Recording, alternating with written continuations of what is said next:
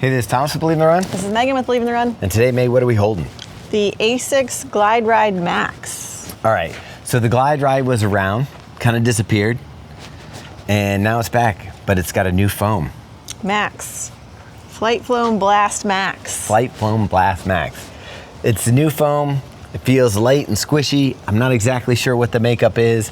We'll find out before the full review, but initial feelings, Meg, what are your thoughts on the shoe? So, I've only done a couple runs in it, but my initial thought is that it reminds me quite a bit of like the Mizuno Neo Vista. It's a pretty soft underfoot feeling, but it does come with a plastic plate, so you do get a little bit more of a bounce. It's definitely very comfortable. This upper is pretty plush. You have a lot of padding in the collar and tongue here.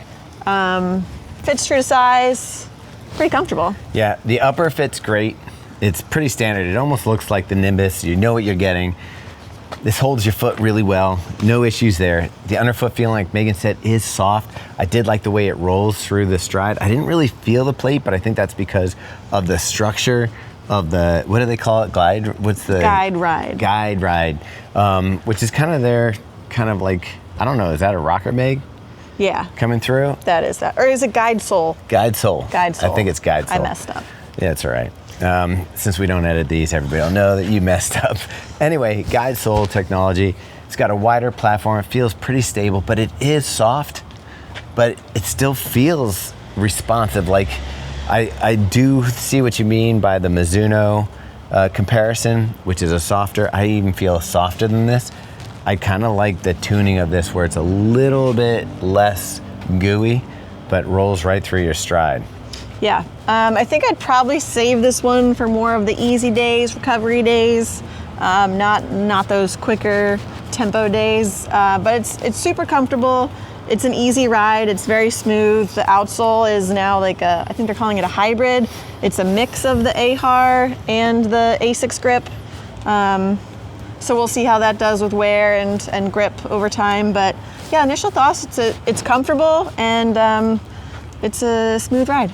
Yeah, and like you said, it's more, and it, like if you go back to the original Glideride, it's more of that like cruiser shoe. It's not necessarily a speed shoe. Yeah. I think it feels great underfoot. I'm excited for this one. I think the people that like the Glideride, this is like a more commercially viable version of the shoe. Yeah. I was asking you earlier where it fits in between the Nova Blast and the Super Blast, which are two of my favorite Asics shoes.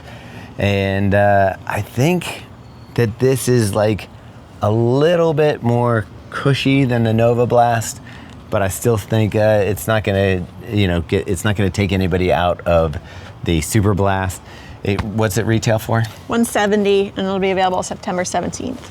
And then the weight for a size 9 was 287 grams? Yeah, 10.4 ounces. 10.4 ounces, so medium weight. It's much lighter than the original Glideride. I think this is gonna be a hit. I think people are gonna like it.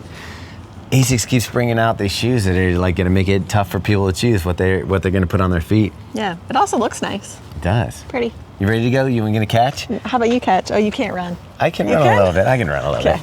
All right. Oh! That was right into your hands. Yeah, a little low. Now that's a catch.